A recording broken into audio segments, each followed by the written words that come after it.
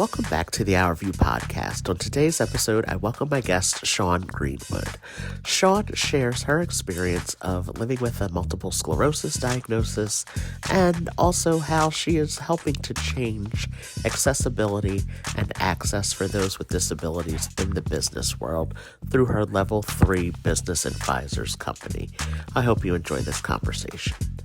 This episode of the OurView podcast is sponsored by Mysterious Miracles, a nonprofit organization in Colorado that empowers the people of Colorado who are living with multiple sclerosis to thrive in their new normal by providing access to medical services and resources, assistance with acquiring personal mobility aids, and home retrofitting. To access these services, or to find out more about Mysterious Miracles and to donate to the nonprofit, visit their website at www.mysteriousmyracles.org, their Facebook page at facebook.com/MSAdultProm, or email team@mysteriousmiracles.org. Mysterious is spelled Msterious.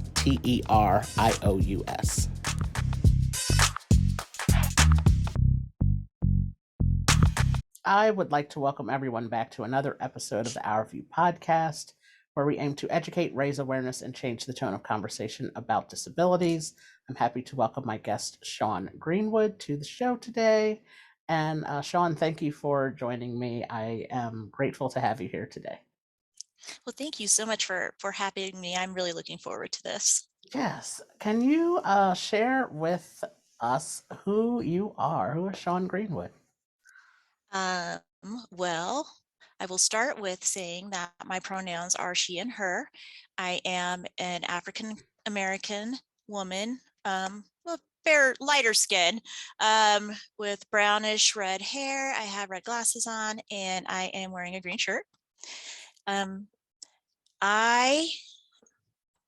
am a 49-year-old woman. It's hard to believe that. I don't know if anybody's going to see this on YouTube and they may find that hard to believe, but I am 49. I was diagnosed with multiple sclerosis almost 10 years ago exactly, back in 2012. I come from over 20 years of working in the corporate and accounting world, and I live in normally beautiful sunny Colorado, which right now we're getting about 2 to 4 inches of snow. And I'm in the process of creating my own wonderful business I'm very excited about, where I can raise awareness for those looking to continue to be a part of the workforce through accessibility coaching, especially for those in the chronic illness world. Great. I think we're recording this. It's January 27th, and I think that's the snow that you're getting is the snow that's headed here to New Jersey this weekend. It is. In Yes. fact, I think what you guys are getting now or yesterday would have been what we actually got dumped on quite a bit on Tuesday. So Yeah, it's supposed to come here. It's a Thursday afternoon now. We're supposed to get it Friday night into all day Saturday. And they're saying anywhere, parts of New Jersey can get up to, 7 or 8 inches. And it's, it's definitely time to be in the house for me. So I'm looking forward to a one thing weekend. about Colorado that they'll tell you is that, just wait 5 minutes and the weather will change. So they are saying we will probably see the sun right before it goes down. Oh, great. So you shared that that you were diagnosed with multiple sclerosis almost 10 years ago. Can you share with us what multiple sclerosis is? So multiple sclerosis is both an autoimmune disease and a neurological disease. Neurological because of the fact that it usually affects your brain and your spinal cord. Autoimmune because they believe that it is caused because your body is deciding to fight itself. So all our brain cells have something surrounded around them called the myelin sheath. And what MS tends to do is break down and wear away the myelin so that it cannot communicate. It cannot pass the sensors to the next one. And so they treat it as both. So, I have to get MRIs in the beginning was every 6 months, but now it's every year on my brain and my spine. When your myelin sheath starts to wear down, they develop something called plaques. So, also referred to as lesions. So I happen to have lesions on my brain and on my lower spine, but I have been very fortunate that I have been stable actually for the most part the entire time. So yeah, um, that is one of the reasons why they call multiple sclerosis snowflake disease, because depending on where the plaques occur, either in your brain or your spine, will determine what kind of symptoms you have. You can gain new symptoms. Some symptoms can go away. So that is multiple sclerosis in a nutshell. Yeah. It's I know a few people that have it, and as you said, with a lot of, and I would say a majority of diagnosis, they are all different for everybody. And I think that is what makes sharing our stories of living with these diagnoses so important to share, because the way that it impacts your life and the way it impacts someone else's life can be, you can have a lot of similarities and also a lot of differences. So I think, it's really important to share everybody's story about their diagnosis. So you were diagnosed 10 years ago. Were there any signs or symptoms that you were experiencing in your body that made you want to seek out, a diagnosis? There was so there were symptoms that occurred in 2012 that kind of really pushed us to be like, okay, there's something more there than meets the eye. But going back and looking back at it, I probably had symptoms almost 10 years prior to that. So in 2012, I was having to spend a lot of time at the doctor's office because I was suffering very severe bouts of vertigo. I was also had some low grade hearing loss. And by saying that, meaning I could still hear, but because I sing, I could tell the lowest tones, and I could not hear. So somebody with a really deep voice was talking to me on one side, I would only either catch bits and pieces, or I couldn't really hear them. Or if they were singing and they happened to have a very low bass, I couldn't really hear them. So it was interesting because even the ear doctor was like, well, in most common people, they wouldn't even notice that. They're like, but because you sing, and I didn't say sing well, but because I sing, I could tell that something was missing. And so it was misdiagnosed originally as Meniere's disease. We actually, for a year, thought that's what it was. So we went with that. I'd actually gone in 2012 for a follow-up just to get my FMLA paperwork redone for the next year. And the ear, nose, and throat doctor was like, something isn't right still. He's like, I'm going to refer you back to your doctor.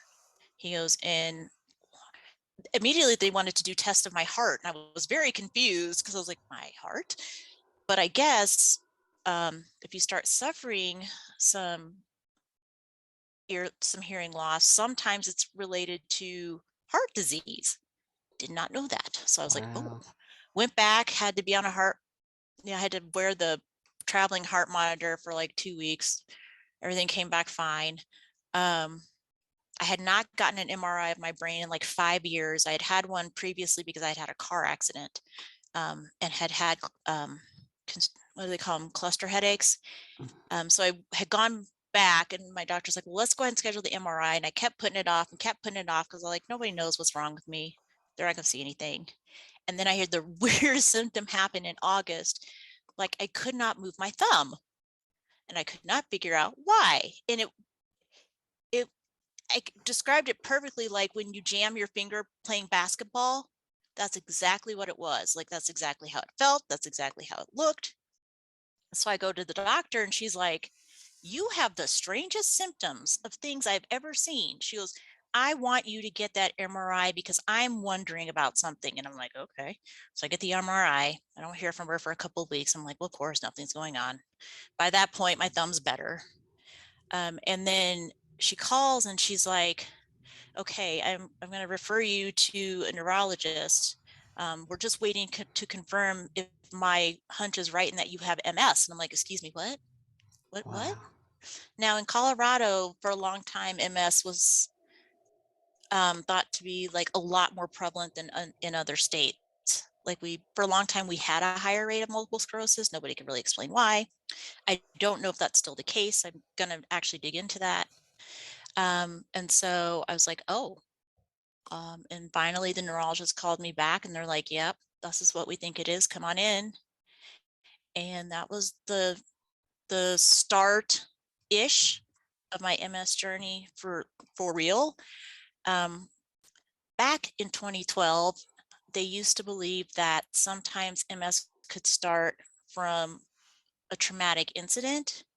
And so I had had a car accident almost 10 years prior to that, where I had gone through the windshield. My head had gone through the windshield. And it did create we thought that's what was creating a dead spot on my brain. So that was the last time, they had gone through and checked and had MRIs and everything. And there was not ever another one. Nothing seemed to change. But come to find out that that actually could have been the first lesion. Oh, So, wow. and I had always had funny, weird symptoms from that point on. So that's why they believed I probably had it about 10 years prior. Wow.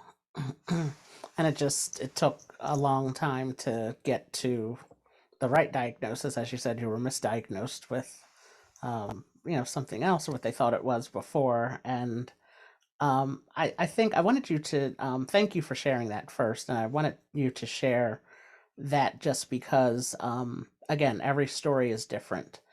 And your experience and how you arrived at the correct diagnosis is different from how other people get their diagnosis. So thank you for being willing to share that story. So you have created your own business called Level Three. Can you share with us what that is and how you developed it? So I will be, in full disclosure, honest that um, level 3 was not originally going to be an accessibility um, business. Originally, I had created level 3 out of a need to obviously have an income due to everything happening with the pandemic at the time. So I had been laid off in 2020. I took a lot of time to think about, was going back into the corporate world right for me? One of the things about most people with MS, but me in particular, is that mine is very sensitive to stress. So if I am under a lot of stress or very upset or have something significant happening in my life, there is a very high chance that I will either have an exacerbation or I will have a flare up. So I had to really sit down and think about, because I was having a lot of exacerbations as I was wrapping up that job. Did I want to go back into the corporate world? Which was hard because I I have 2 degrees. I have a bachelor's degree in finance. I have a master's degree in real estate and property development, which I had been so excited to complete because that was what I wanted my next step to be, was to go into developing, properties, working with, home builders, things like that. But I had to be real with myself. For at least during this aspect of my life, it was getting to be too difficult to do it. So I created level 3 originally to do consulting for smaller businesses on the operational side. So like accounting and process improvement and things like that. And that was originally what it was created for. And then in August of 2021, actually, I had an epiphany all of a sudden. that, gee, operations, even though it's something I know how to do, I don't want to do it anymore. What I've wanted to do and wanted to do for quite a long time was be an advocate for those, especially in the MS community, but the chronic illness community as well, um, to get and help provide what we as a community need. And that is, organizations to understand and work with us in the specific accessibility and accommodations that those, especially with chronic illness, need, which sometimes differ than for those who might be blind or have low vision or might be deaf or hard of hearing, um, things like that. So that's what I decided I think I wanted to do. And I wanted to educate other small business owners because I come from a family that has entrepreneurs in it on how they can tap into this market of people who still want to work. Mhm. I think a lot of people think because you have an illness or you have a disability that you don't want to work, you just want to collect from the government, and that's what it is. And it couldn't be farther from the truth. Um, a lot of people grapple with whether to go on Social Security, whether to take governmental help because they don't want to get to that point. Um, they want to be able to work and feel valued and feel that their opinion matters. And so that is a truly untapped market that I truly believe that smaller businesses, especially, and especially during a pandemic, could tap into um, and find some wonderful, loyal employees um, if they take accessibility into account when they're creating their business instead of going at it as an accommodation. To me, accessibility is proactive, accommodations are reactive. Wow, that was good. I like that one. That was really good. Now I just wish Wow. other people would actually listen to me. Right. Wow. Okay. Yeah, I like that one. I think it's so important that you're doing that, because as you said, your needs as someone with MS, for, when you're working, could be, very different from someone who has a different type of disability. And I think businesses need to be educated on all levels of, um, accessibility and accommodations. And it's just, and I think there is no better way to learn and educate, people about these things than through someone who has that diagnosis, because what, and again, everybody is different, but you can provide some great deep insight as to what, is needed, for someone who has a multiple sclerosis diagnosis based off of your own experience of, um, things that you might need. So I think it's really, great that you've had that epiphany to change your, change your course there, and to, explore this, that side of, small business. And I live in a very, I don't know how old the town is, but it's an old town. So a lot of the, stores and restaurants and things have steps to get in and out of. They have the ramp that's in the back in the kitchen, for the delivery. So they do have an accessible entrance, of course, but it's not the front entrance. Um, and they are working on changing that, I've been told. But it's just so interesting to me that it wasn't thought of originally. It's just amazing how certain things are, thought of after the fact. And, Yep. after somebody brings it to their attention, or, unfortunately, after somebody wants to sue them for for discrimination or something like that. Why it's not, the first thought in somebody's mind, like, is everybody able to get in and out of the store through the front entrance? Not that, okay, I'm not breaking the law because technically I have an accessible entrance. It's in the back, and it's in the kitchen where African Americans had to fight not to, Yep. enter through the back doors and eat in the kitchen. But it's okay because it's we're not breaking the law, so that's how that's how they justify things from a physical disability standpoint. But there are so many other things that need to be accessible and able to accommodate not just the employees that may have disabilities like multiple sclerosis or other chronic illnesses, but the employees and the customers that may come in, that need to be looked after and accommodated, and so I think the work that you're planning to do with level 3 is very good and very much needed. So I'm I do excited. want to try to take, coming from corporate, I want to try to take a little bit of the stigma away from the ADA and the ADAA. It's a Mhm. lot of A's. I do want to try to take some of the stigma away because I think we've, to a certain extent, have frightened a lot of people because you always associate ADA with I'm going to get sued. And so again, it becomes a very reactive situation instead of I want to try to take that stigma away by, especially with small business owners, um, helping them think of it as almost part of writing a business plan. So we know we have the various steps we need to take when we create our business plans, and including, writing financials and what are you going to do for sales and how are you going to market, how are you going to be accessible. And so I definitely want to specialize in working with small to medium-sized businesses because they are still at that point where they can do that. It's easier for them to do that.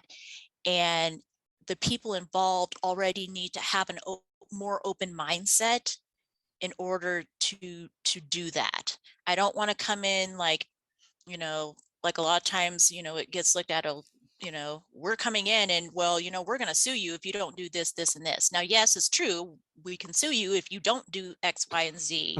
But let's teach you from the beginning how to make your business accessible, that whereas it's not painful for you, it doesn't have to always cost a lot of money, because that's also the thing is everybody thinks everything costs a lot of money. No, a lot of things don't cost a lot of money.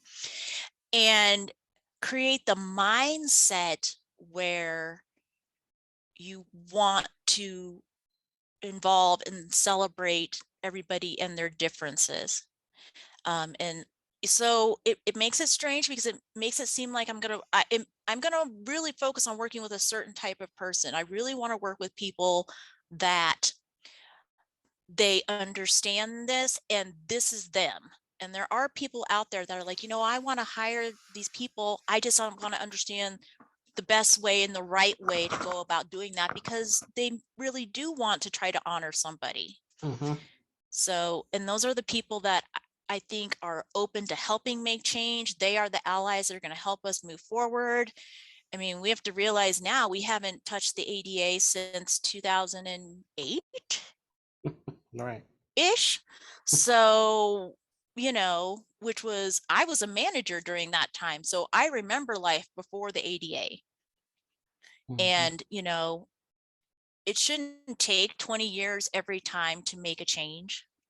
And the only way things are going to change faster is if we as individuals make the changes ourselves, show that this is what we want as a country, as a community, as a person, and make sure that our government sees that and that they will follow suit. But if we want to continually count on the government to do everything, that's when I feel we run into a problem. Yeah, we have to show people, and like you said, the education piece of it. And as you said, I love that idea of making it part of a business plan, just to make it known and to show that they are thinking about everybody, to include everybody, because that's the thing where I always say, I wonder if when I go out, pre-pandemic time, when I would go out to concerts, and I would never see or hardly ever see anyone who was a wheelchair user at these concerts sitting in the accessible seating section. Um, or anybody. I've been to football games in a sold out stadium where I'm the only person sitting in the accessible seating section. And I always wonder, is it because people feel like it might not be accessible for them? And so it's and sometimes the tickets are just so difficult to find, and how to figure out how to get it, because you can't get them through Ticketmaster. Sometimes you have to Yep. actually call a number, and then they direct you and connect you to another or second or third number. So Here it's you already have to have a ticket for the football games, you have to already have the tickets. And then when you get to the stadium, you you could can exchange try it. to switch them out. Yeah, So, so and it's different for every venue. For football stadiums, for concert venues, it's um it's so different, and it's so difficult sometimes. I really wonder if people are just like, screw this, I'm just not going to go. So like that's one area that I really would love to address, and just sporting events and concerts, and just general events in general, I should say, where making seats accessible seating is not a difficult thing to do. Because I like I said, I always wondered, like, why aren't more people coming out? Is it because they feel that things may or may not be accessible for them, make or made easy for them to get accessible seats? So it's um it's something that definitely has to change within the business world for sure. And I think the way that you're going about it, I really appreciate that.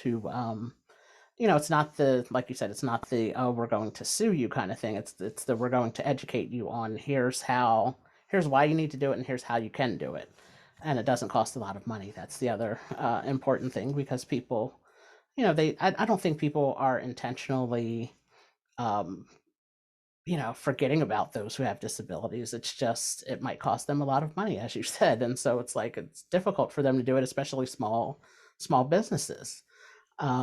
So the way that you are approaching this, I think, is a very good angle to take on this approach to making a change. And like you said, we can't always depend on the government and the political heads to change things in our community. So we have to be out in front of it all, and starting to make that change. And I think it definitely can be done. So I'm glad for the work that you're starting there, and I wish you all the best and everything with it.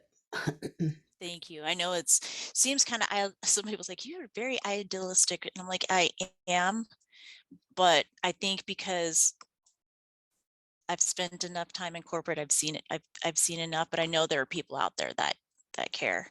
Hmm. It was interesting. I was doing some research because I'm actually putting together an online course, and that's what I want to do, is make it accessible to business people in general, where they don't have to come to, a conference and spend $25,000 in 3 days to listen to how to do this. I want to make it accessible to the business owners too. And I was doing some research, and it was interesting. On the CDC's website, actually, it said that 6 in 10 Americans right now have a chronic illness. 4 in 10 have more than two. Hmm. So when you're saying 60% of the workforce suffers from a chronic illness, um, we need to look at some things. Yep. We need to And the look at some pandemic is things. making it a lot worse for people, because Yes, that's because now we'll have long haul COVID. right. We will have issues where, it's going to be tough for people to come back. And, all of a lot of these people, including a lot of people with chronic illness, based on what is defined as a disability in the ADA, they are disabled. Right. And that's something I think it's different with, and maybe it's not, but when you have a visible disability, it's like, okay, we can see that. Or if you've had a disability from birth, it's like, okay, Hmm. we can see that, we can see that you've dealt with this for this long. With chronic illness, a lot of times it can be different, because a lot of times people aren't diagnosed until their 20s or their 30s. So they've had a life before chronic illness, and then they have a life after chronic illness.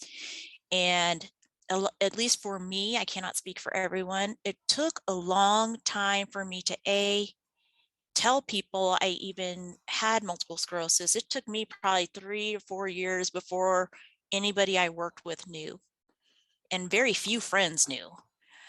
Um, and then to the next step, okay, you admit you have an illness, to then saying, coming to a realization that you may really be disabled. I know that might sound strange to some people, but it is something that, especially those that suffer with chronic illness, sometimes have to sit there and have that defining conversation with themselves. And I finally had to. That's what I had to have with myself in 2020, when I had to realize that I'm using my handicap placard more, that I can't walk as far as I used to, that I tend to fall a whole lot, that, I I will slam into things or bump into things and end up with bruises and concussions and all kinds of things, that my cognition, even though I have 2 degrees, my cognition is not what it used to be. I can't think as sharp as I used to be. And even if I have a good thought, it may not always come out that way. Hmm. So, when you're dealing with chronic illness, especially, you do go through a mourning process Oh yeah, of absolutely. losing what you were. Um, and then you also go through a process of, if you determine and you want to accept the fact that you are disabled. And a lot of those with chronic illness say, no, I'm not disabled, I'm an ally. Hmm. Either way, you have to sit there and think and come to that realization, and then you will still, to a certain extent, mourn that. Because when I realized that I was going to finally accept that I was disabled, then I also had to accept that I was going to be having to have a lot of conversations with people that either didn't believe me, wondered why I was going to say that when I look fine, or, well, then you're taking resources away from those who need it. Right. Yeah, that's I'm glad you brought that up because it's something completely um different when like I was born with my disability. It's all I've known for 40 years. And acquiring a disability or a chronic illness later on in life, it is you do have to mourn and grieve that person and the things that you used to be able to do, who when you're still the same person at your core, of course. um but there is that loss of function sometimes for people, um and that's okay. Like it is a whole process that you have to come to at your own in your own time, I guess. You can Yep. say for everybody. And it is it's just so important that you brought that up because it's with this pandemic, a lot of people are, like you said, experiencing the long COVID, and they're developing these conditions that they didn't previously have. And now I've seen a lot of people that are now considered to have a disability, and they're waiting on their social security checks, and they can't believe that the social security check is so small, and how how am I supposed to live off of this? Well, it's what people with disabilities have been living off of for years. Yep. And it's things that we have been trying to say, to take a look at this, and how do you expect someone to live off of that small amount of money? When prices of everything continue to go up. And, so it is a great conversation to have. And with the statistics you mentioned from the CDC website, and the numbers just keep rising in Yep. those areas over time. So, and then you have population of a segment of our population that is getting older, that are developing um, diagnoses and disabilities and things like that too. But they're still, at the same time, they're still working. I was just sharing with my cousin the other day. Um, she's not quite 35 yet, and I'm 40, but we were talking about how when we were younger, our grandparents, who at the time would have been in their 50s or early 60s, were like retired, or our grandmothers who weren't working. um Yeah. but it's like now you have you have relatives, your aunts and uncles, and people that are working till they're 65 and 68 years old, and so it's like things have changed so much for everybody, and it's no, it's kind of hard to keep up with with everything, but Yeah. we do have to continue to evolve and adjust, I think, for those for these new numbers and new statistics that are occurring. So it does mean that more people with disabilities and chronic illnesses will be uh, are out. We're out in the public, so these small businesses that you plan to work with will need to become more inclusive and accessible and accommodating for these people. So again, I think you're doing really great work, and looking forward to see how everything is going for you in another couple of months and years from now. So Well, let's definitely catch up and, yes, and see what kind of progress we can make. yes, We just all need to, I'm very lucky that I found a group um, that is willing to be helpful and accepting of this new path that I want to go on, and help guide me to um, being able to try to accomplish my goals. So Diversibility, I've only been a part of them for a month, and they've been wonderful. And sometimes it just comes down to finding people, which I've always said, finding people who tend to understand what is going on. And that doesn't mean that friends and family don't want to support you or aren't there for you, but sometimes they don't understand because they're used to you being a different way. hmm, And so even though like now it's been 10 years, and sometimes it shocks me that it's going to be 10 years, but it's been 10 years. And if I have a hard time still remembering sometimes that this is stuff that doesn't happen anymore, they're going to go through it too. yeah, So it's very different. And I definitely think, especially for organizations and businesses, um, the type of technologies that we have out there right now in general that we didn't have before, like, the different types of reader devices. I use Otter a lot, which sounds silly, but it's, depending on how I'm feeling, my eyes could be bothering me one day and it's hard for me to see. So then I'm making sure that I'm using a reader so I can hear stuff more, or sometimes it's my ear might be bothering me. So I'll use Otter so that I can have the transcript and go back and see what they're saying. hmm, And, so these are things that weren't necessarily there before, tools such as Dragon that allow you to, speak and do things on your computer. These are things that, we didn't have 25 years ago, right. that are tools that are not a lot of money in the overall scheme of things that could make a difference for somebody. And then there's those things that are free, like, maybe they need to work a different type of schedules. So like maybe they can work from 7 to noon.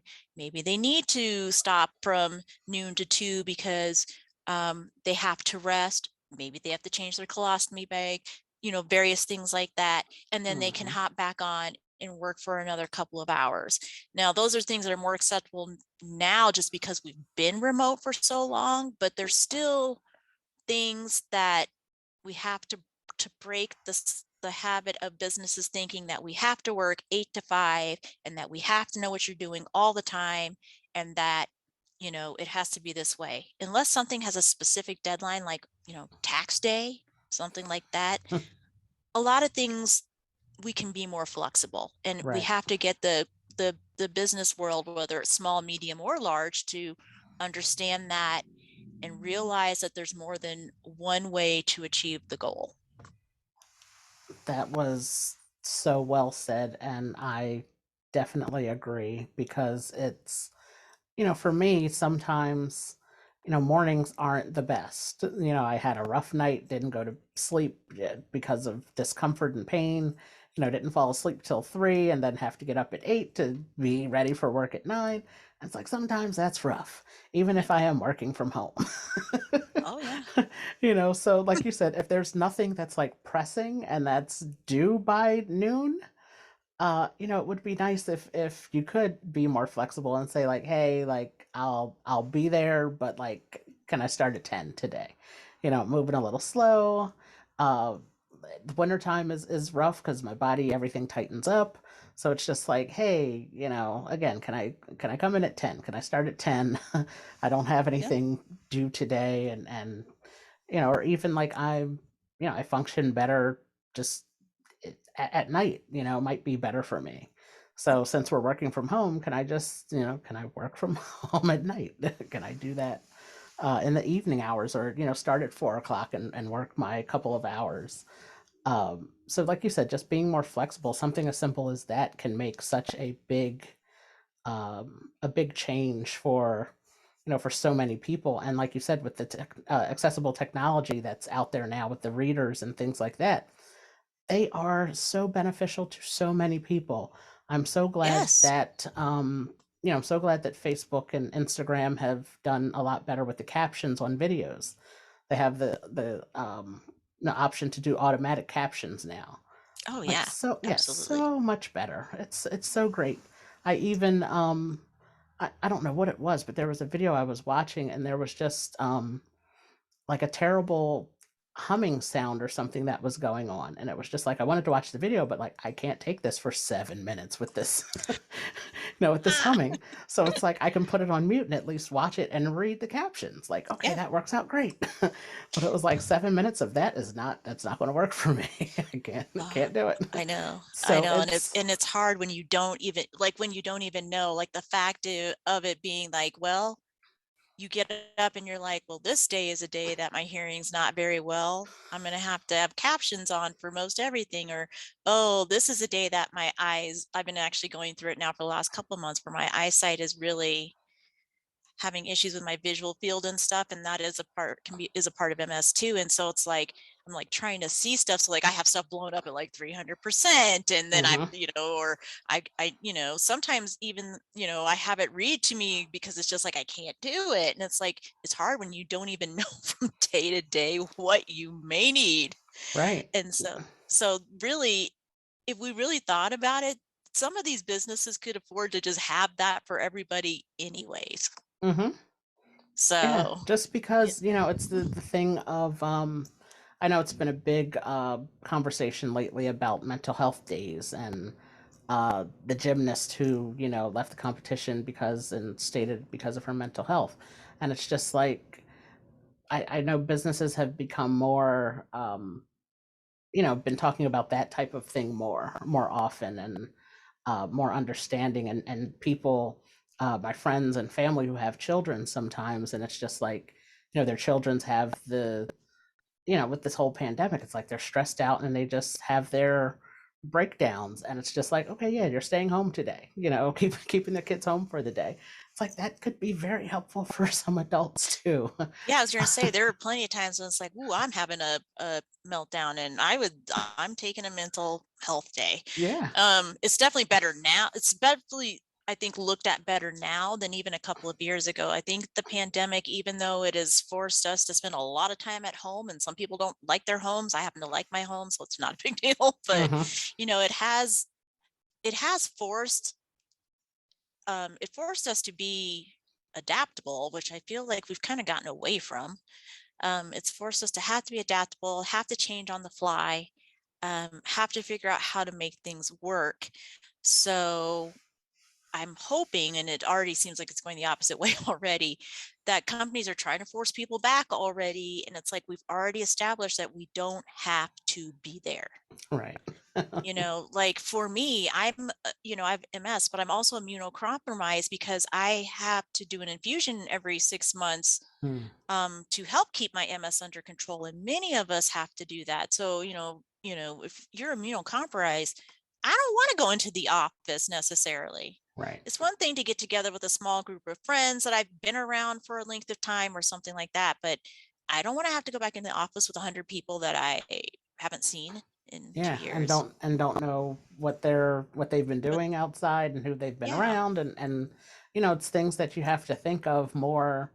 um you may have thought about them before now, but more so now. I think people are becoming a lot more aware of that, of those types of things. But I truly appreciated and enjoyed this conversation with you. It's I been so did much fun. too. Yeah, I it's had a great oh time. good, good. No, Yeah, I had it's a been great time. good. It's So so I've much fun. no, I had a great. I followed you on everything, and I've listened to your podcast. I'm like, I just love him. So I am Oh so good. excited to to have done this, and I couldn't have thought of a better person to do my first Oh podcast good. with. So Good. you I'm I'm so made me feel real happy. comfortable. Oh good. I'm glad to hear that. I'm so happy to have shared your story with everyone. And again, I wish you the best of luck. Where can people follow you on social media? Do you have an Instagram page, Facebook, or anything? I have all the pages, and importantly, they're kind of all not named exactly the same. So Okay. you can go to my website, which is www.level3businessadvisors.com. You can follow me on Twitter, Instagram, LinkedIn, and Facebook, and I'll make sure to provide you all of that information too. Yeah. And yeah, like, come join me, let's have conversations, Yes. let's even have fun.